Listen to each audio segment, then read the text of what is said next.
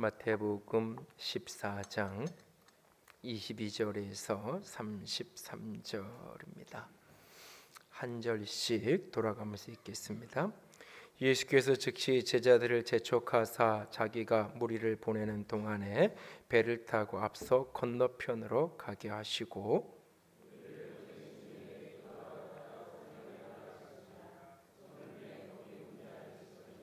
배가 이미 육지에서 술이나 떠나서 바람을 거스름으로 물결로 말미암아 고난을 당하더라.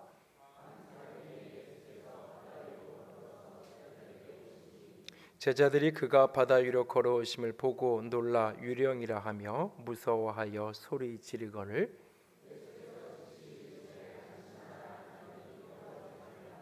베드로가 대답하여 이르되 주여 만일 주님이시거든 나를 명하사 물 위로 오라 하소서 하니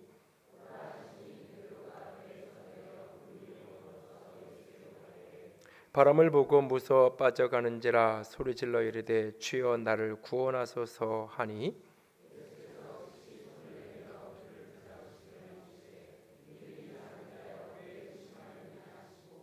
배에 함께 오름에 바람이 그치는지라.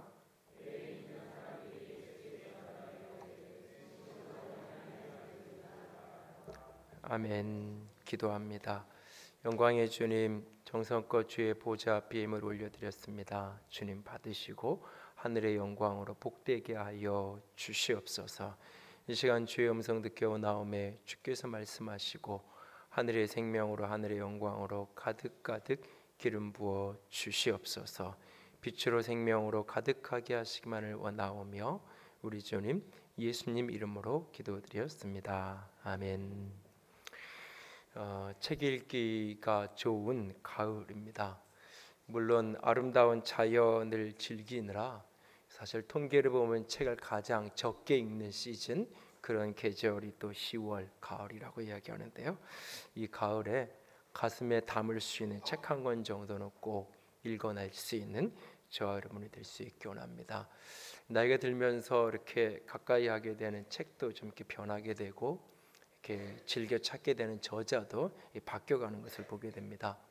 그렇지만 이렇게 세월이 아무리 흘러가도 변하지 않고 제가 이렇게 좋아하게 되고 또 찾게 되는, 그래서 그분의 책이 새롭게 이렇게 출판이 됐다는 이야기를 들으면 살짝 흥분이 되면서 기대감을 갖게 되는 그런 분들이 여전히 제 안에 있습니다.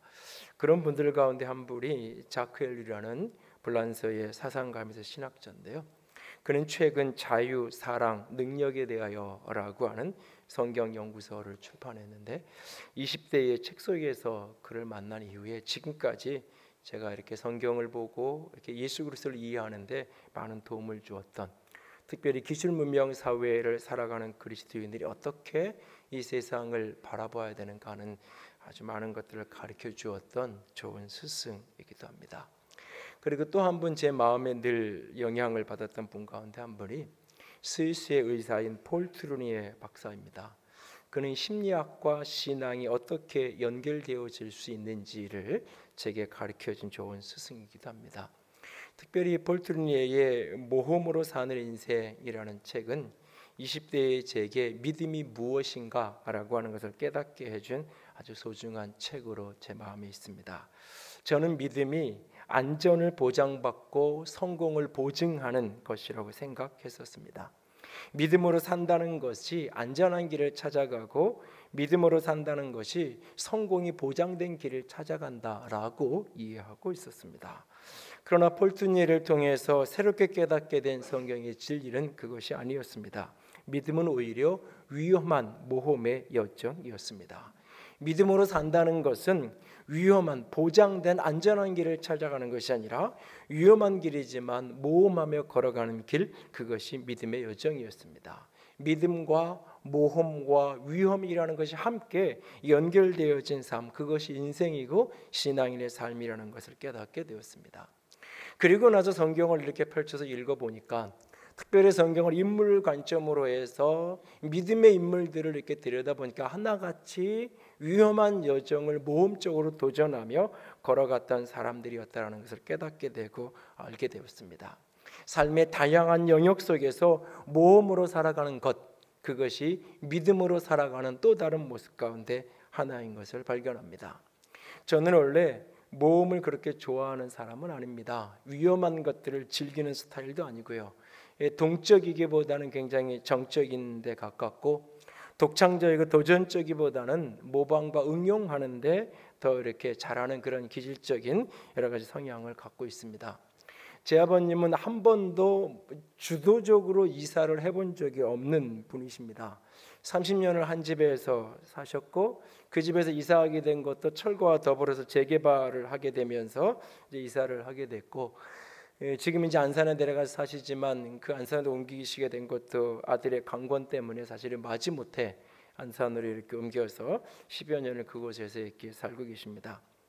7, 80년대 건설 노동자로 해외 현장을 갈 수 있는 여러 기회가 있었지만 가족들과 떨어지는 게 싫고 힘들다고 하시면서 마다하시고 가지 않으셨던 기억이 있습니다. 그런 아버지 밑에서 자랐기 때문에 제 안에도 안정지향적인 성향이 굉장히 강합니다. 그래서 웬만한 일을 만나서는 쉽게 흥분하거나 그를 요동하거나 그런 일이 별로 없습니다. 거기다가 아버님보다 훨씬 논리적이고 수학적인 계산이 빠른 저는 모험과는 훨씬 먼 그런 경향성을 가진 성향의 사람으로 자라왔습니다. 그러나 그럼에도 불구하고 저는 끊임없이 위험하지만 모험하려고 합니다. 왜냐하면 그것이 믿음의 여정이고 믿음의 삶이라는 것을 깨달았게 되었기 때문입니다. 믿음으로 산다는 것은 확률과 계산에 내 인생을 걸고 살아가는 것이 아니라 믿음으로 산다는 것은 그것이 위험하지만 하나님의 말씀과 약속을 붙들고 걸어가는 인생. 그래서 사람들은 그것이 모험처럼 보이지만 그것이 바로 믿음의 여정이라는 것을 깨달았기 때문입니다. 하나님이 기뻐하시는 영광스러운 교회의 10번째 모습, 그것은 위험을 감수하며 믿음의 모험에 도전할 줄 아는 교회와 사람들입니다. 주님과 함께 큰 수확을 얻는 인생, 열매 맺는 인생을 살아가기 위해 오늘 주님과 함께 위험한 일을 도전할 줄 아는 사람들, 그런 교회를 주님은 기뻐하십니다. 씨 뿌리는 자의 비유라고 일컬어지는 비유를 보면 그 뿌려진 씨앗 가운데 4분의 1만 좋은 밭에 떨어지고 4분의 1만 열매를 맺게 됩니다. 어떤 사람은 4분의 3의 씨앗이 버려지는 것이 걱정이고 버려지는 것이 염려입니다. 그것에 초점이 가 있는 사람, 버려지는 4분의 3의 씨앗에 초점이 가 있는 사람은 결코 씨를 뿌리기가 쉽지 않습니다. 많은 씨앗을 뿌린다는 것은 더더군다나 어려운 일입니다. 그러나 4분의 3이 다 사라져버리고 말았지만 그 4분의 1이 심겨졌을 때 그것이 자라서 30배, 60배, 100배의 결실을 맺게 되는 것을 보게 됩니다. 4분의 3이 버려질 수 있다는 그 위험을 감수하지 않는 사람은, 그 위험을 감수하고 씨를 뿌릴 줄 모르는 사람은 결코 30배, 60배, 100배의 결실을 얻을 수 없을 것입니다. 전도서 11장 4절에 이런 말씀이 있습니다. 풍세를 살펴보는 자는 파종하지 못할 것이며 구름만 받아보는 자는 거두지 못하리라. 이 말씀을 유진 피터슨의 메시지 성경이 이렇게 풀어서 의역을 해놨습니다.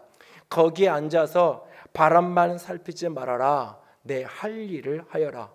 구름만 빤히 쳐다보지 말아라. 내 인생을 살아라.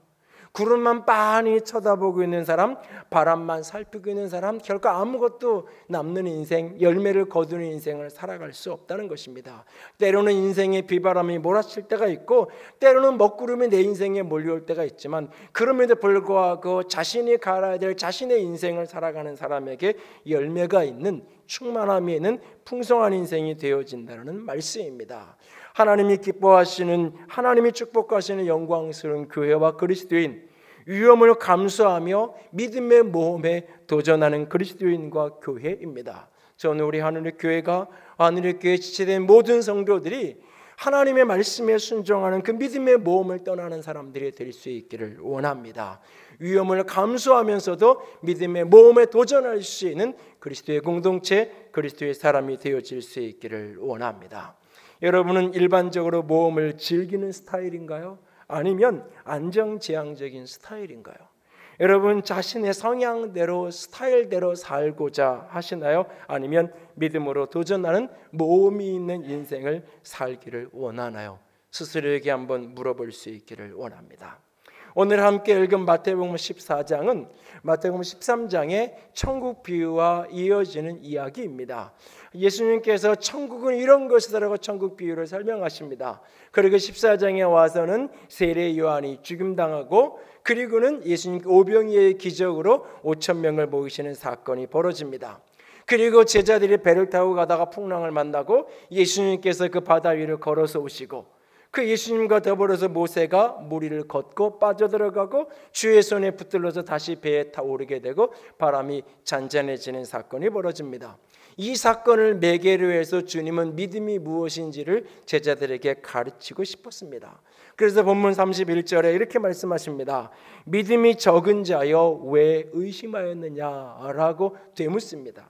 그리고 바로 뒤에 마태복음 15장에 가면 딸이 간질병을 걸린 흉악한 귀신에 사로잡힌 가나안 여인의 이야기가 등장을 합니다. 그 여인을 향하여 우리 주님이 이렇게 말씀하십니다. 여자여 내 믿음이 크도다 내 소원대로 이루어질지어다. 다시 말해서 마태복음 13장, 14장, 15장이 이어지면서 천국 백성이 이 땅에서 그 천국을 소망하고 바라보는 사람들이 이 땅에서 믿음으로 산다는 것이 어떤 의미인가라고 하는 것을 설명하기 위한 일련의 사건들이 마태복음 14장과 15장에 등장하고 있는 것을 보게 되어집니다. 오늘 이 본문의 사건을 통해서 믿음과 위험 그리고 모험이 어떻게 연결되어지는지를 깨닫게 되기를 원합니다. 물 위를 걷는 믿음으로 그렇게 살아가는 인생, 믿음으로 불가능성을 성취의 사건으로 바꾸어 놓는 그런 인생, 그런 공동체가 되려면 어떻게 해야 할까요? 위험을 감수하며 믿음의 모험에 도전할 줄 아는 그리스도인 그런 성도가 오늘 본문 속에서 깨달아야 할 영적인 진리, 말씀의 진리는 무엇일까요? 첫 번째로 위험을 감수하며 믿음의 도전을 하는 그리스도인과 교회가 되기를 원한다면 위험한 물결을 무서워하지 않는 것에서부터 시작해야 합니다. 주님과 함께하는 인생, 주님이 인도하시는 인생에도 위험한 물결이 밀려올 수 있다는 사실 앞에서 무서워하거나 두려워하지 않는 저와 여러분이 될 수 있기를 원합니다. 그날 예수님은 마음이 참 무겁고 힘들었습니다. 그래서 예수님은 사실 홀로 있고 싶으셨습니다. 왜냐하면 개인적으로는 인척지간이었던 세례 요한, 자신의 길을 예배하기 위해서 6개월 먼저 왔던 세례 요한, 그가 헤롯의 생일날 목배임을 당했기 때문입니다. 그가 소반에 그의 머리가 얹어져서 수많은 사람들이 축제하고 잔치하는 그 잔치집에 조롱거리와 손가락질 웃음거리가 되어져 버린 그날, 그 이야기를 예수님께서 요한의 제자들을 통해서 듣게 됩니다. 요한의 제자들이 그 목배임을 당한 세례 요한의 시체를 가져다가 장사를 치르고 나서 예수님께 찾아와서 그 소식을 전해 주었습니다. 그 소식을 들은 예수님, 그 참혹한 소식을 듣고 예수님은 배를 타고 좀 어디론가 좀 떠나고 싶었습니다. 예수님께서 아무도 사람이 없는 빈 들로 그렇게 발길을 옮겨가셨습니다. 그런데 사람들은 예수님을 가만두지 않았어요. 그래서 수많은 사람들이 빈들로 홀로 가 있는 그 예수님을 찾아오게 됩니다. 그렇게 자신을 찾아온 사람들을 예수님은 그렇게 병자를 고치시고 치유하십니다. 해질녘이 되어서 이 빈들에 먹을 것이 없자 모리떡 5개 물고기 2마리로 오병이어의 기적을 통해 그들을 먹이십니다. 그리고는 예수님께서 제자들을 급하게 배를 태워 그렇게 떠나보내는 장면이 오늘 본문의 이야기입니다. 예수님은 사람들이 그렇게 황홀해하고 흥분하고 있지만 예수님 마음은 여전히 무겁고 힘들었습니다. 세례 요한이 그렇게 죽임당했고 그 세례 요한이 갔던 그 길을 머지않아 자기 자신이 가야 할 길입니다. 마음이 한껏 무겁습니다. 그래서 그는 홀로 있고 싶으셨습니다. 그래서 보면 22절에 제자들을 재촉하여서 배를 떼어서 강 저편으로 보냅니다. 그리고 예수님은 거기에 모여있는 사람들을 다 흩어져 집으로 돌려보냅니다. 그리고 예수님은 홀로 산으로 올라가십니다. 무엇을 위해? 기도하기 위해서. 마음이 무겁고 힘겨운 그날 하늘 아버지를 만나 이 마음의 위로를 얻고 회복을 얻기 위해서 그는 그 밤에 그 깊은 산으로 그 산에 올라 하늘 아버지 앞에 독대합니다. 그날 그렇게 아버지와 아들 사이에 어떤 대화가 오갔는지 우리는 알 수 없습니다. 그러나 중요한 거 하나는 바로 그렇게 삶이 힘겹고 무겁고 버거울 때 우리가 찾아가야 될 곳은 사람이 아니라 하나님. 우리가 가서 머물러야 될 자리는 복잡한 사람들이 모여 있는 곳이 아니라 기도의 처소라는 것을 깨닫게 됩니다. 그렇게 우리 주님께서 하늘아버지와 함께 독대하고 있는 바로 그 시간, 저 산 아래에서 제자들은 바람과 물결 속에 괴로운 시간을 보내고 있었습니다. 바람이 거슬려 부는 그 상황 속에서 넘실거리는 물결 속에서 밤 사경까지 적어도 대여섯 시간 이상을 그 물결 속에 사투를 벌이며 씨름을 하고 있는 그 시간, 예수님께서 그렇게 물 위를 걸어서 바다 위를 걸어서 제자들에게로 다가오십니다. 예수님이 제자들에게로 다가오지만 그 물결 속에서 정신이 다 나가버린 제자들은 예수님을 보고도 예수님을 알아보지 못합니다. 무서워 떨 뿐입니다. 유령이라고 소리를 지를 뿐입니다. 물결 속에서 그 물결을 잔잔케 할 그분께서 내게로 다가옴을 보고 있지만 보지 못하는 아이러니가 벌어집니다. 그리고 그 물결 속에서 주님이 말씀하십니다. 안심하라, 내니 두려워하지 말라 말씀하십니다. 제자들은 지금 예수님의 말씀에 불순종한 길을 걸어가고 있는 것이 아닙니다. 제자들은 지금 요나처럼 가지 말아야 할 길을 걸어갔다가 풍랑을 만나고 있는 것이 아닙니다. 제자들은 지금 예수님이 가라한 길을 갔습니다. 그 배에 오르게 하신 것이 예수님입니다. 그 배를 띄우는 것도 예수님입니다. 그리고 예수님은 그들을 버리지 않았어요. 오늘 본문과 병행 구절인 마가복음 6장을 보면 예수님께서 괴로이 노젓고 있는 그 제자들을 보셨다라고 기록하고 있어요. 그 보셨던 그분께서 밤 사경중 새벽 3, 4시가 된 시간에 물 위를 걸어서 그렇게 제자들에게로 다가오셨다고 말씀하고 계십니다. 예수님이 가라고 하는 길을 가고 있습니다. 예수님이 그의 인생을 보고 계십니다. 그리고 예수님께서 그를 돕기 위해 다가오실 것입니다. 그러나 내 인생은 괴롭습니다. 그러나 내 인생은 물결 속에 거스르는 바람 속에 힘겹고 어렵기만 합니다. 그것이 인생입니다. 그것이 삶이에요. 우리의 인생, 우리의 신앙 여정은 단 한 번도 위험하지 않았던 순간은 없습니다. 인생이라는 것은, 믿음의 여정이라는 것은 위험하지 않은 어떤 곳을 찾아가는 것이 아닙니다. 위험한 현장 속에서 주님과 함께하기에 그 위험 속에서도 두려워하지 않고 무서워하지 않고 그 위험 속에서 평안을 누리며 살아가는 것, 그것이 바로 믿음으로 살아가는 삶입니다. 사람이 어머니의 태중에 작은 생명의 씨앗으로 심겨지는 그 순간부터 사람은 생사의 사투를 하면서 살아가게 돼 있는 거예요. 태어나서 어머니의 품에 안겨서 젖을 빠는 그 아이가 너무너무나 평안해 보이지만 그 아이는 살기 위해 죽기 살기로 지금 그 젖을 물고 있는 거예요. 그래야 내가 살 수 있게. 그것이 인생이에요. 인생의 어떤 시즌을 끊어놓고 보아도 위험하지 않았던 때가 없어요. 이 고비만 넘어가면, 이 문제만 해결되고 나면, 이 산만 넘어가고 나면 더 이상 어렵고 힘들고 괴로운 일이 없겠지? 아니요, 그렇지 않아요. 어떤 순간도. 교회도 마찬가지예요. 이 고비만 넘어가면 교회는 더 이상 문제가 없겠지? 이 고비만 넘어가면 교회는 평안하기만 하겠지? 아니요, 그런 시즌은 존재하지 않아요. 늘 위험한 것은 있고 늘 어려움은 있어요. 그러나 그럼에도 불구하고 그 풍랑 속에 나를 향하여 다가오시고 그 풍랑 속에서, 물결 속에서 내니 안심하라 라고 말씀하시는 그 음성을 듣는 사람은 오늘 어떤 물결 속에서도 두려워하지 않고 무서워하지 않고 평안할 수 있을 것입니다. 사도행전 14장 22절에 바울은 제자들을 향하여 이렇게 말합니다. 같이 읽습니다. 제자들의 마음을 굳게 하여 이 믿음에 머물러 있으라 권하고, 또 우리가 하나님의 나라에 들어가려면 많은 환난을 겪어야 할 것이라 하고. 여러분, 이 말씀이 이제 신앙생활 막 시작한 사람들에게 하는 이야기예요. 성경은 예수 믿으면 세상에서 안전을 보장한다라고 말하고 있지 않아요. 오히려 믿는 자가 하나님의 나라에 들어간 많은 환난을 겪어야 할 것이다. 그러므로 믿음에 굳게 붙들어 있어라 라고 부탁합니다. 신명기 8장 15절 광야의 여정을 마치던 그날 하나님이 하신 말씀이에요. 같이 읽습니다. 너를 인도하여 그 광대하고 위험한 광야 곧 불뱀과 전갈이 있고 물이 없는 건조한 땅을 지나게 하셨으며, 또 너를 위하여 단단한 반석에서 물을 내셨으며. 여러분, 이런 구절을, 이런 말씀을 성경에서 읽으면 조금은 당황스러워 본 적이 없나요? 너를 인도하여 광대한 땅으로 인도했다. 여기까지 참 감격적인데, 위험한 땅으로 인도했다. 주님이 나를 인도하시는데 위험한 땅으로. 거기에는 불뱀이 있고 거기에는 전갈이 있고 물이 없어 건조한 땅으로 내가 너를 인도했다라고 말씀하고 계세요. 아니, 주님이 나를 인도하시면 왜 그렇게 위험한 광야로 인도하실까? 왜 불뱀과 전갈이 있는 곳으로 인도하실까? 왜 이렇게 건조하고 메마른 땅으로 인도하실까?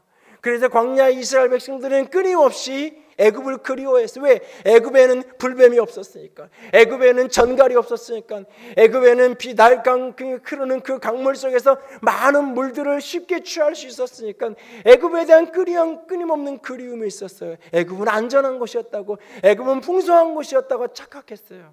그러나 진정 애굽은 안전한 땅이었나요? 거기에 불뱀이 없고 전갈이 없었던 건 맞아요. 거기에 분명히 물이 많았던 건 맞아요. 그러나 그곳에 불뱀과 전갈은 없었지만 거기에 심한 노동이 있었어요. 거기에 아주 엄한 감독관이 있었어요. 거기에는 물이 많았지만 동시에 내가 해야 될 수많은 노동의 짐들이, 괴로움에 죽음의 사투를 벌여야 되는 현실이 그곳에 있었어요.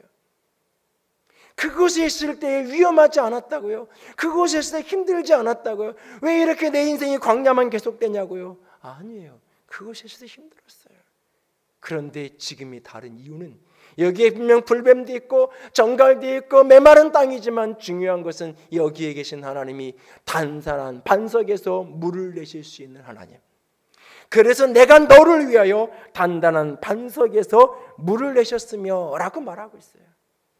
여러분, 믿음의 여정을 살아간다는 것, 믿음으로 주님과 동행한다는 것, 안전한 곳을 찾아가는 여정이 아닙니다.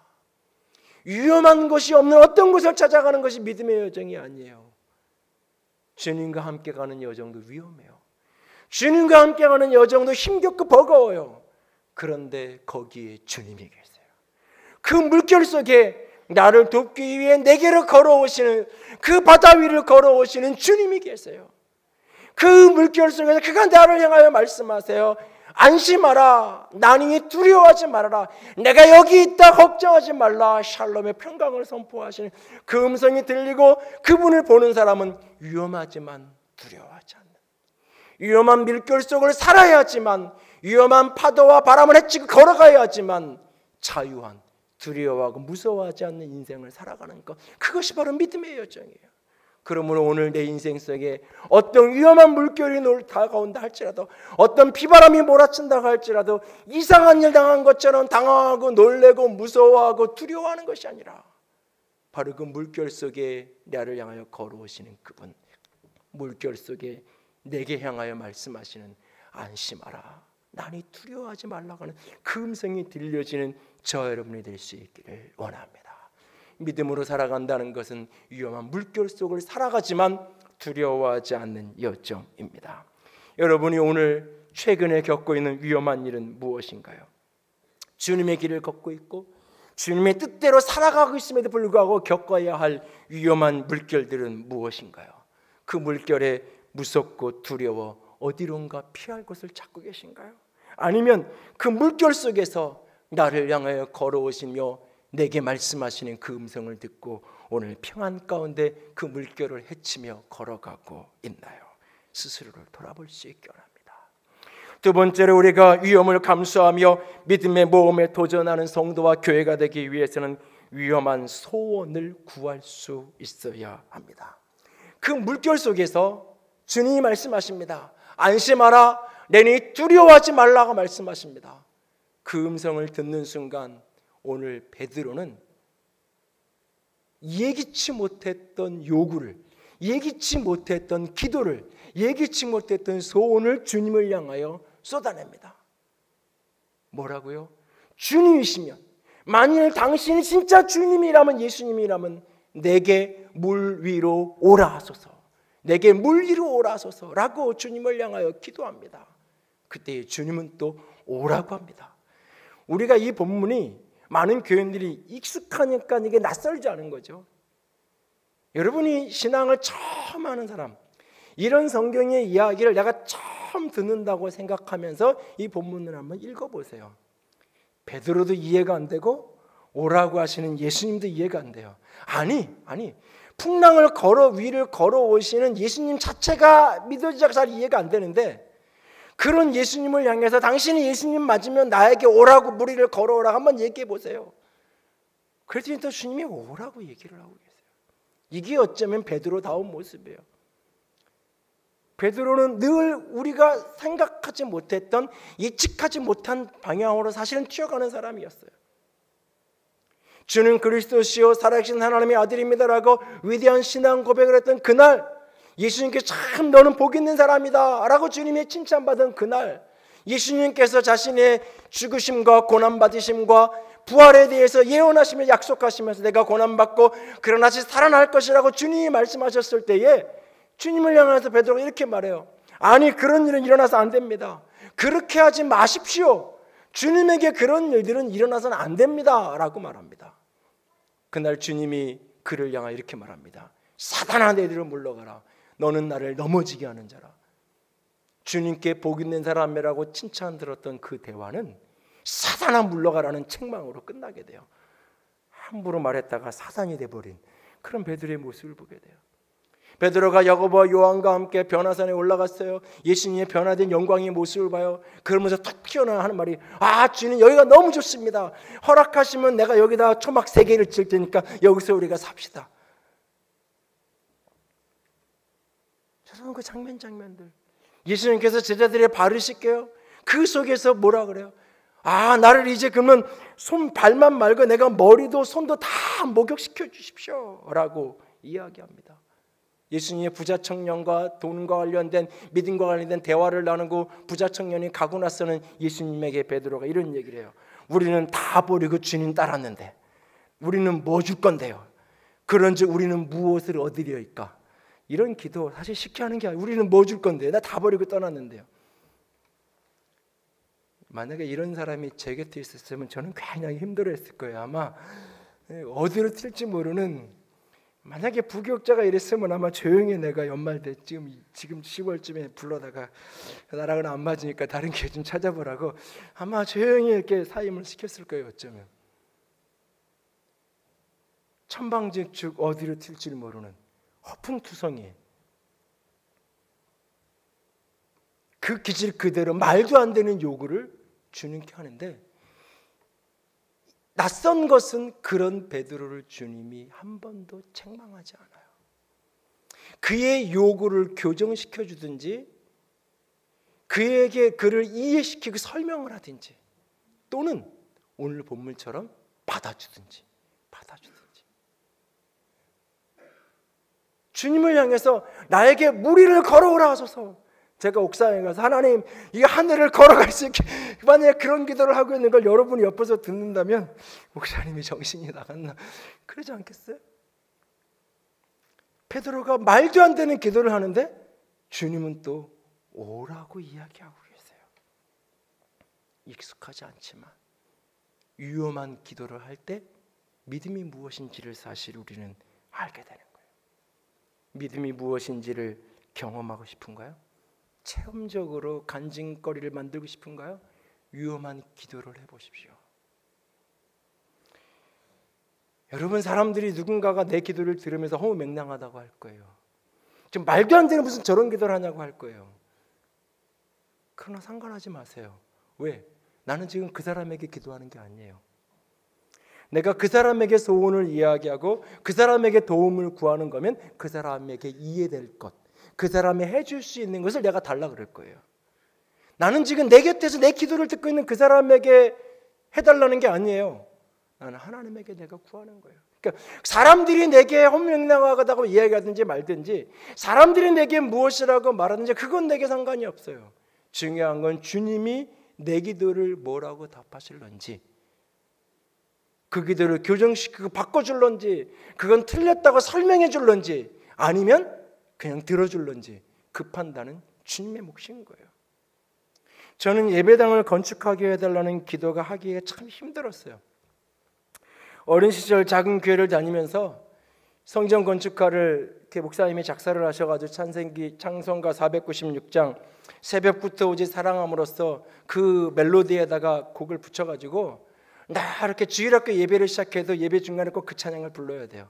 청소년부 예배 때도 그 찬양을 부르고 해야 돼요. 온통 교회가 성전 건축, 예배당 건축이 모든 목표였던. 그래도 어쨌든 예배당이 건축되고 그래서 입당하는 풍경이 제 어린 시절에 참 행복했던 추억으로 기억으로 제 마음속에 있어요. 그럼에도 불구하고 왠지 모르게 그런 기도를 하는 것이 버겁고 힘들었어요. 교회를 개척하고 나서도 처음부터 어떤 분은 그중에 어떤 분은 처음부터 하나님 우리도 건물 주세요, 예배당 주세요 라고 기도를 하는데 나는 굉장히 낯설고 힘들었어요. 그들은 언젠가 미국에 거주하시는 아버님의 오랜 옛 친구 되시는 장로님 한 분이 교회를 방문해서 이렇게 둘러보시고는 제 방에 오셔서 차 한잔 하시면서 그 예배당은 모든 목사가 다 지을 수 있는 게 아니라 그런데 하나님께서 권 목사에게는 그런 축복을 주셨어라고 이야기를 하고 가셨을 때도 뭐 알 듯 모를 듯 저 말이 무슨 뜻인가 그냥 그랬어요. 한 외국 목사님이 축복하며 기도하시면서도 교회 건물에 대한 문제를 하나님이 해결하실 거고 그것을 목사님이 간증하게 할 거라고 이야기를 할 때도 뭐 그런가 보다 하고 말았어요. 그런데 어느 날 내 마음에 문득 들었던 생각은 뭐냐면 기도는 해볼 수 있는 거 아닌가. 응답을 하고 안 하고는 내 손에 있는 게 아니라 그건 하나님 손에 있는 게 아닌가. 오늘날 한국 교회의 분위기가 예배당 건축을 하는 것이 큰 잘못된 길을 하는 것처럼 여겨지는 분위기, 하나님의 마음과는 상관없는 양적인 성장과 건물 건축에만 눈먼 그런 교회나 목사로 매도되어지는 그런 환경 속에서 건축 이야기를 꺼내고 이같이 기도하고 하는 것 자체가 어렵고 힘들었어요. 그러나 기도하는데 사람들이 뭐라 하든지 상관없이 그거에 응답하고 응답하지 않는 건 주님의 몫이고 기도는 할 수 있는 거 아닌가. 어느 날 문득 그 생각이 들기 시작하면서 기도하기를 시작했어요. 우리만을 위해서가 아니라 한국 교회에서 쓸 수 있는 공간이, 지역에 믿지 않는 분들을 섬길 수 있는 공간을 허락해 달라고. 누구나 할 수 있는 기도인지 모르지만 제게는 사실 위험한 기도였어요. 그리고 하나님께서는 그 일을 감당하게 하셨던 것을 봅니다. 여러분 85세 된 갈렙이 이산지를 내게 주소서 하는 그 기도는 위험한 기도예요. 피상적으로 그 본문을 읽으면 멋있는 기도처럼 보이지만 굉장히 위험한 기도예요. 80대 중반의 고령에 정복되어진 땅 등이 얼마든지 있어요. 이미 정복 7년간의 가나안 정복 전쟁을 통해서 이미 이스라엘 백성들이 취한 땅과 성들이 널려 있어요. 그 중에 어떤 땅, 어떤 성을 내 몫으로 달라고 해도 당연히 마땅히 그의 땅이 될 수 있는 게 갈렙의 여태까지 희생이고 여태까지의 공로고 그런 위치예요. 어떤 땅을 달라고 그래도. 그런데 그가 오늘 저 산지를 달라고 이야기해요. 그 산지를. 여러분 성을 정복전쟁을 하는데 성 위에, 그것도 산 위에 있는 성을 공격해서 취한다는 건 쉬운 일이 아니에요. 그리고 그 성에는 안악자손들이 살아요. 가나안 7족속 가운데 가장 무섭고 강력한 힘을 가진 그런 족속들이 사는 곳이에요. 그리고 그 도시는 철옹성이고 너무나 큰 성이에요. 여러분, 여호수아와 갈렙이 젊었을 때 그런 걸 달라고 얘기했다면 젊고 열정이 있어서 참 멋있다고, 그런 대담한 기도 할 수 있어야 된다라고, 위험하지만 힘들지만 그런 꿈을 깔고 살아야 된다라고 이야기했을 거예요. 80대 중반의 고령이 된 그가 이산지를 내게 달라고 이야기하는 그 기도는 사실 그 갈렙의 형편과 비교해 보면 어울리는 기도가 아니에요, 사실. 그런데 그걸 요구해요. 그리고 그 땅을 올라가서 취하자. 그 땅을 그냥 내 것으로 가지면 되는 게 아니에요. 비어있는 땅이 아니니까. 비어있는 건 놔달라고 싸우는 게 아니에요. 올라가서 정복해서 취해야 할 땅이에요. 성경은요, 여호수아서 14장을 보면 갈렙이 헤브론 산지 그 산지를 취하고 나서야 전쟁이 끝나요. 가나안 정복 전쟁의 마지막 전쟁이 갈렙이 그 땅을 취하는 거예요. 그 80고령이 그 땅을 취하고 나서야 그 전쟁이 그쳤다고 성경은 말하고 있어요. 우리에게 이산지를 내게 주셔서 멋있는 기도인 것 같지만 그것은 위험한 기도예요. 사실 여러분, 엘리사가 엘리야에게 했던 기도는 어떤가요? 개역한글판 성경에서 갑절의 영감을 내게 달라고 했던 기도, 오늘 개역개정판 성경에서 하나님의 성령이 하시는 역사, 당신의 성령이 하는 역사에 갑절로 내게 부어달라고 했던 이 기도, 우리가 그런 기도 많이 하잖아요.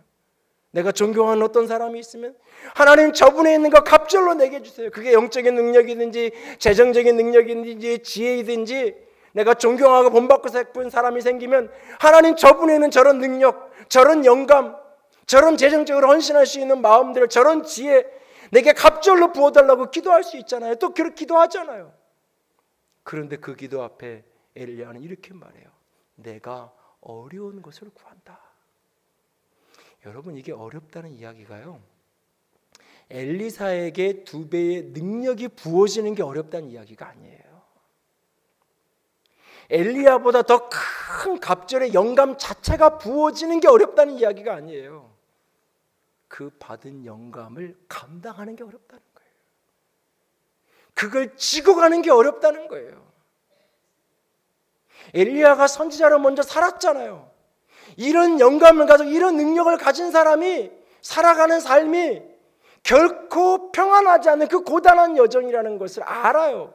그렇기 때문에 사람들이 보기에는 기도 한 번에 하늘에서 불이 내리고 기도 한 번에 하늘이 말을 줘서 3년 6개월 비가 멈추고 멋있는 것 같지만, 사레밧의 과부가 주는 그 음식이나 먹으면서 연명하고 살아야 되고, 그리시네가에서 까마귀가 가져다 주는 거나 먹고 살아야 되는 선지자로 살아가는 그 삶이 결코 멋있지만은 않다는 걸 그는 너무나 잘 알아요.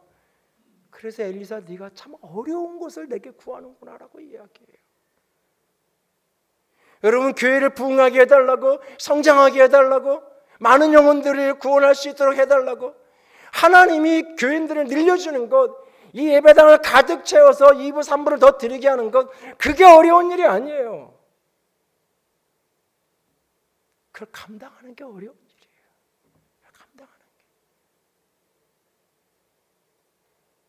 집신장구 그 남학그랑 집신장수랑 그 나무신 신발, 남학 신발 하시는 그 아버지의 마음처럼 집값이 오르면 집 없는 교인들이 생각이 나서 마음이 아프고, 집값이 떨어지면 어떻게 해가지고 대출을 받아가지고 이제 막 집을 샀는데 저 대출을 감당하기도 버거운데 집값 떨어진 교인이 생각나서 힘들고, 이걸 자꾸 긍정적으로 생각하려고, 그래서 집값 오르면 집 있는 교인을 생각하고, 집값 떨어지면 전세 사고 월세 사는 교인 생각하고, 애를 써도 안 돼요. 이게 그들이 늘어나는 만큼 제 마음과 어깨에 드리워지는 부담감은 더 커요. 그래서 그걸 감당할 수 있는 내 힘을 달라고, 내 안에 내적인 능력을 달라고. 그게 없으면, 그 힘이 없으면 아무런 의미가 없기 때문에, 오늘 엘리야가 엘리사를 향해서 내가 참 어려운 일을 구한다는 이 말이 무슨 의미인지가 요즘 저는 자연스럽게 달라져요. 이게 교회를 부흥시키게 해달라고 해서 이게 쉽게 할 수 있는 기도가 아니구나. 여러분, 베드로가 무리를 걸어서 오라 하려는 그 기도, 갈렙의 이산지를 내게 달라고 하는 그 기도, 엘리사가 당신의 성령의 영감을 갑절로 내게 달라고 하는 이 기도는 그냥 해보는 멋있는 기도가 아니에요. 위험한 기도예요. 그런데 그 기도를 할 수 있어야 무리를 걷는 체험을 하는 거고, 그 기도를 할 수 있어야 그 철옹성 같은 헤브론 산지를 취하는 축복을 누리는 거고, 그 기도를 할 수 있어야 하나님의 사명자로 부름받아 영광된 인생을 살아갈 수 있는 거예요. 여러분, 오늘 어떤 기도를 하고 있나요? 베드로처럼, 엘리사처럼, 갈렙처럼 사람들은 허무맹랑하다고 말하는지 모르지만 위험하지만 소원 주신 것들을 대담하게 기도하고 계신가요? 아니면 사람들의 시선 때문에, 현실적 가능성 때문에 스스로 기도하기를 포기하고 기도를 멈추고 계시진 않나요? 오늘 저와 여러분이 위험하지만 부르짖어야 되는 기도의 제목들은 무엇이 있을까요? 한번 되돌아보십시오. 세 번째로 위험을 감수하며 믿음의 모험을 도전하는 교회는 위험한 길을 걸어가야 합니다. 위험한 길을 걸어갈 수 있어야 돼요.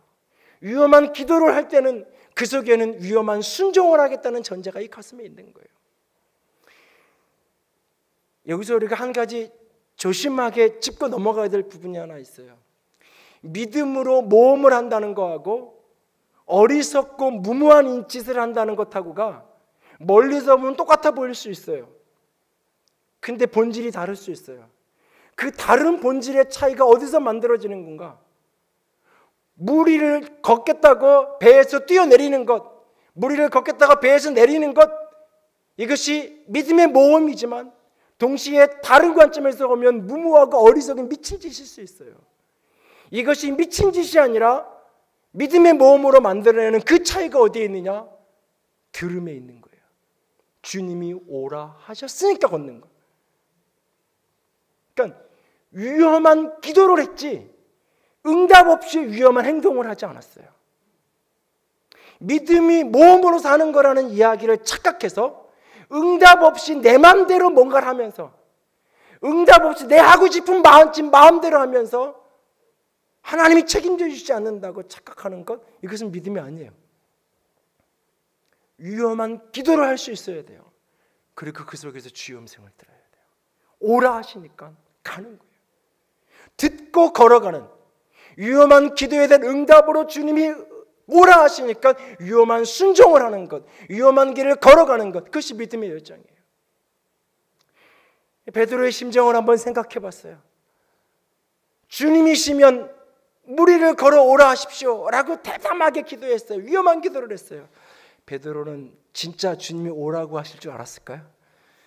주님이 진짜 오라고 하실 줄 알았을까요? 제 생각엔 그 생각 못했을 것 같아요.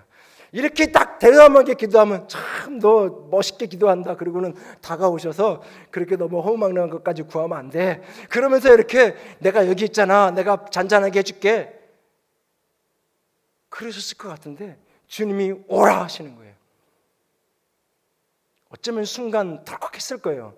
근데 베드로의 기질과 성격상 오라고 하시니까 일단은 걸어가는 거예요. 물이 그 배에서 내려서 무리를 걸어가는 거예요. 걸어가는데 걸어지는 거예요.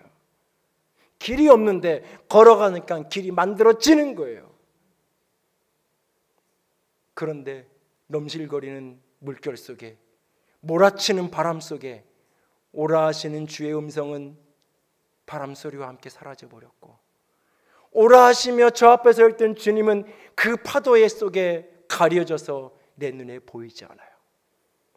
주님의 음성이 사라지고 주님이 보이지 않자 두려워져요. 그리고 그는 물속으로 빠져들어가요. 그리고 그때 소리쳐요. 주여 나를 구원하소서 소리쳐요. 그리고 주님은 보이지 않았는데 이 파도 바로 뒤에 주님이 계셨어요. 손 뻗으면 잡아줄 수 있는 거리에 그가 계셨어요.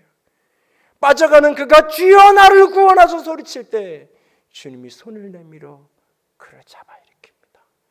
그리고 주의 손잡고 함께 무리를 걸어 그 배에 오르고 바람은 잔잔해집니다. 믿음으로 순종하며 걸어가는 여정에 물속에 빠질 수 있어요. 그래서 상관없어요. 그 길이 주님이 오라 하신 길이면 주님이 거기에 계세요. 손 뻗으면 나를 일으켜 세울 수 있는 거기 그 자리에 주님이 계세요. 그 주님을 믿고 오늘도 걸어갈 수 있기를 합니다. 주님 건축하게 해달라고 기도했을 때 하나님 기도는 할 수 있는 거 아닌가? 그래서 중보기도하는 분들을, 헌신된 분들을 모아서 하안동에서부터 역세권까지 저 안양까지를 하루에 몇 명씩 돌면서 기도를 하라고 그랬어요. 하안동 밤일에 600평 그린벨트를 샀을 때도 거기를 돌고 기도하는 게 아니라 여기를 가서 돌면서 기도하게 하셨어요. 그리고 어느 날 하나님은 이 땅을 만나게 하셨어요. 우리에게 있는 자금은 이 땅을 계약할 수 있는 자금을 만들 수 있을 뿐이었어요. 기도했고 하나님은 응답하셨어요. 그래서 순종하기 시작했어요. 그러나 걸음을 뗄 때마다 수도 없는 시간을 괜한 짓을 한 게 아닌가, 그런 생각을 했던 적이 한두 번이 아니에요.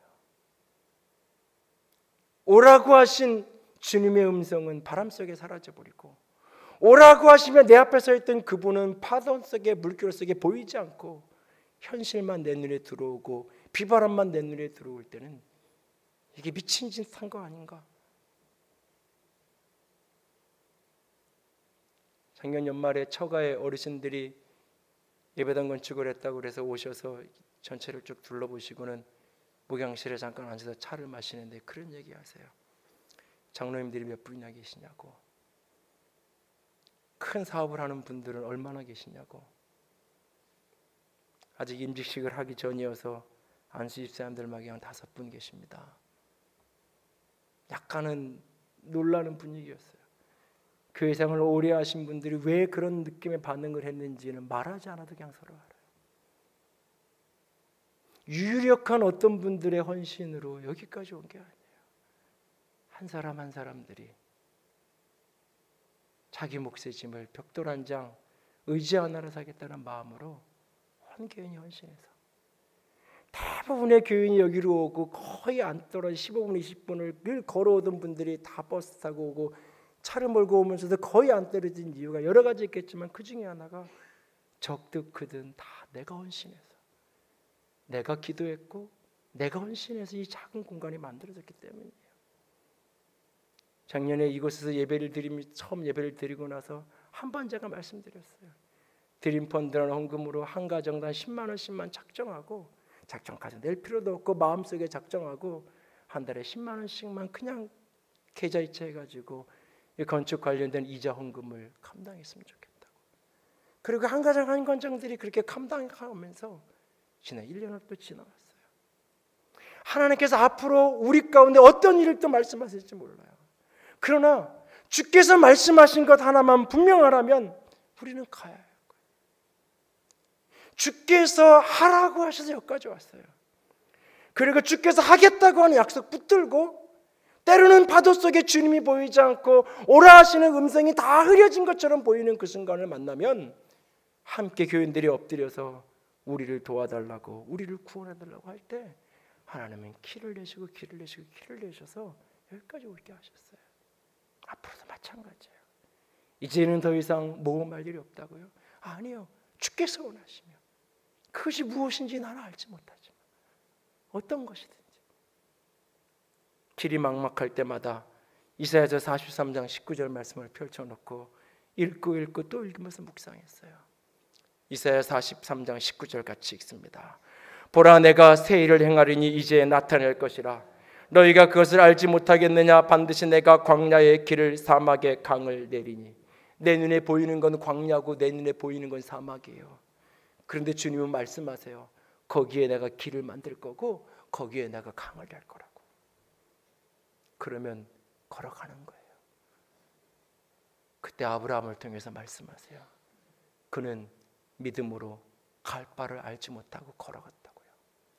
여러분, 믿음으로 산다는 것은 하나님이 내 인생의 청사진을 쫙 펼쳐서 내 앞에 보여주면 내가 그거, 내가 동의합니다, 내가 이런 인생 사는 거 내가 받아들이겠습니다라고 내가 결제하고, 그러고 나면 그 다음에 내 인생이 그 청사진대로 펼쳐지는 게 우리의 인생이 아니에요. 그것이 믿음의 인생이 아니에요. 내 인생의 내일을 내가 알지 못하지만, 저 언덕 너머에 무엇이 나를 기다리는지 알지 못하지만 주님이 함께하기에, 주님이 거기에 계시기에, 주님이 가라 하시기에, 주님이 오라 하기에 걸어가는 인생, 그것이 믿음의 인생이에요. 저와 여러분이 그런 믿음으로 인생을 살아낼 수 있기를 원합니다. 내 마음대로의 무모한 도전이 아닌 말씀대로의 순종이 있는 위험한 도전을 할 수 있는 저와 여러분이 될 수 있기를 원합니다. 지금 이 순간 주님께서 순종의 부르심으로 저와 여러분을 부르는 그 자리는 어떤 자리인가요? 기꺼이 위험하지만 순종해 갈 수 있는, 그래서 하나님의 영광된 일을 맛볼 수 있는 저와 여러분이 될 수 있기를 주님의 이름으로 부탁을 드립니다. 함께 찬양합니다. 영광이 마셔서 114번 부르신 곳에서 이 찬양의 후렴에는 이런 가사가 있습니다. 내가 걸어갈 때 길이 되고 내가 살아갈 때 삶이 되는 그곳에서 예배하겠다고요.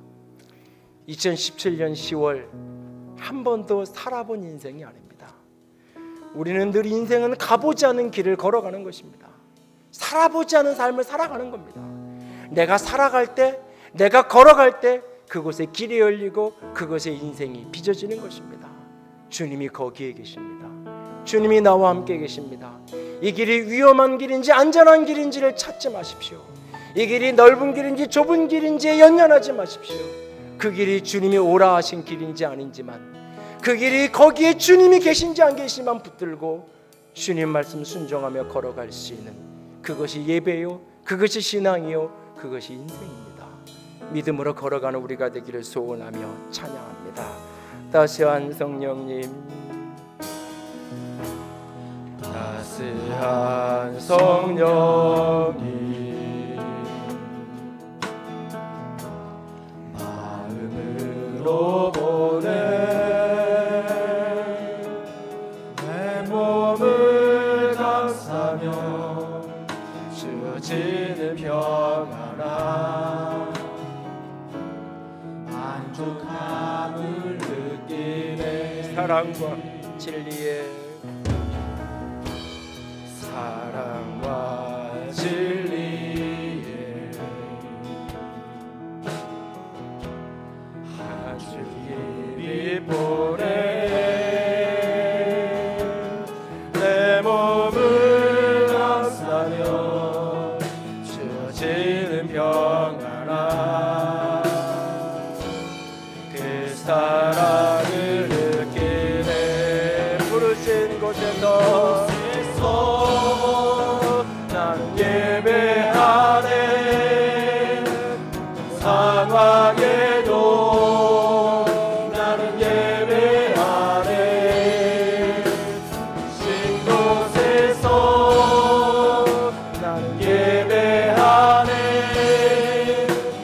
상황에도 나는 예배하네. 내가 걸어갈 때 길이 되고 걸어갈 때 길이 되고 살아갈 때 삶이 되는 그곳에서 예배하네. 내가 걸어갈 때 길이 되고 살아갈 때 삶이 되는 그곳에서 예배하네. 부르신 곳에서 예배하네. 상황에도 나는 예배하네. 이곳에서 나는 예배하네. 상황에도 나는 예배하네.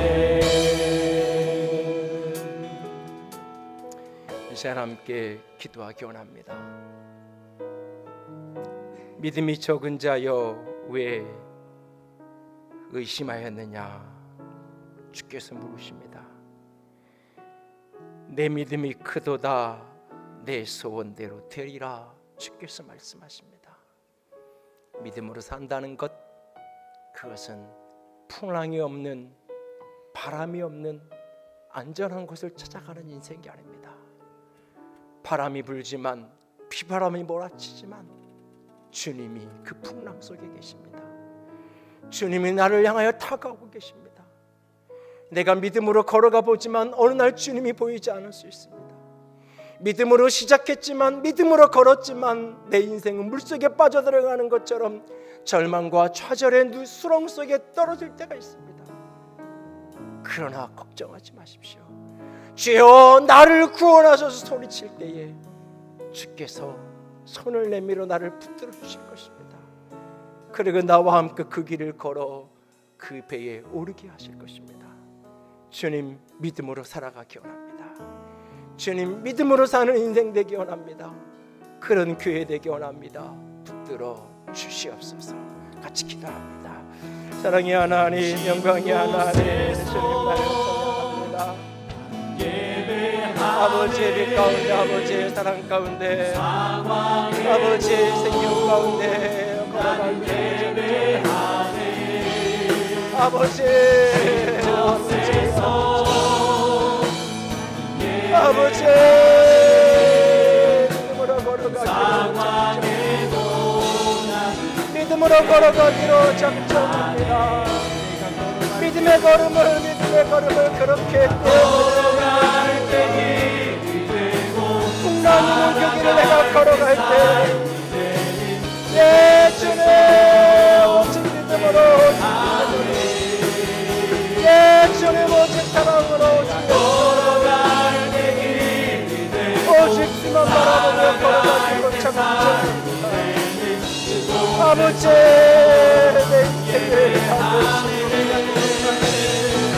아버지 내가 걸어갈 때 길이 되고 살아갈 때 삶이 되는 그곳에서 내가 걸어갈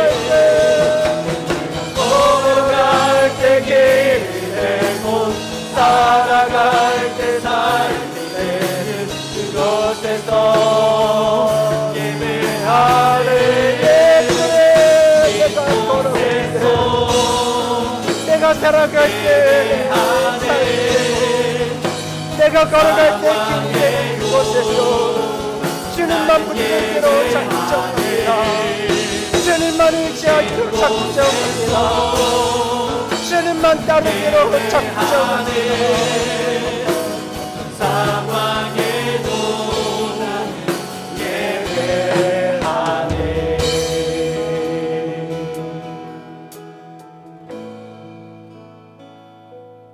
예 주님, 내가 걸어갈 때 길이 되고 내가 살아갈 때 삶이 될 것을 믿습니다. 인생에 비바람이 몰아치고 물결이는 그날 무서워하지 않겠습니다. 안심하라, 나니 두려워하지 말라 하시며 내게로 다가오시는 주님 붙들기로 작정합니다. 위험한 소원에 주님이 응답하신 그날 믿음으로 걸음을 뗄 수 있기를 원합니다. 보장되지 않은 길이라 할지라도 주가 가라 하시면, 주가 오라 하시면 걸어갈 수 있는 주의 백성들, 주의 사람 되기를 작정합니다. 주님 받으시옵소서. 붙들어 주시옵소서. 주님 찬양합니다. 주님 사랑합니다. 우리 주님 예수님 이름으로 기도드렸습니다. 아멘. 이제는 우리 주 예수 그리스도의 은혜와 하나님 아버지의 놀라우신 사랑하심과 성령 하나님의 교통하시며 기름 부으시는 그 은혜가 오늘도 주님이 오라 하시는 그 길을 믿음으로 떼어가기로 작정하는, 믿음으로 걷고 믿음으로 사는 자가 되기를 소원하는 모든 이들을 위해 하나님의 교회 위에 이제로부터 영원토록 함께 있을지어다. 아멘.